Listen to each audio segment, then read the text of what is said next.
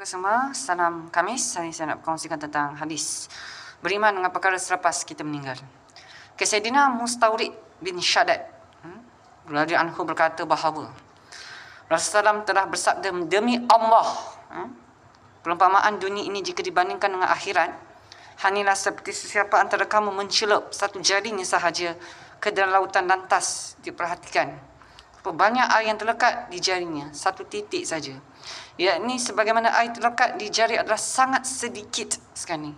Jika dibandingkan dengan air yang ada dalam lautan, demikianlah dunia ini sangat sedikit jika dibandingkan dengan akhirat.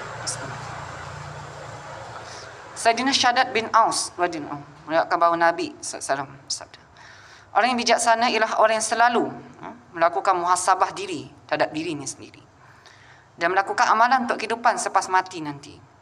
Sementara orang yang bodoh, jahil, ialah orang yang menurut hawa nafsunya sahaja.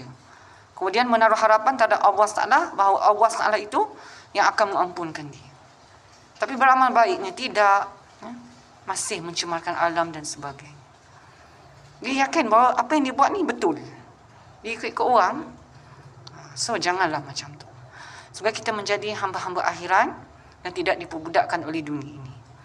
Boleh kerja, boleh. Tapi jangan letak di hati, tapi di tangan. Amin ya Rabbal Alamin.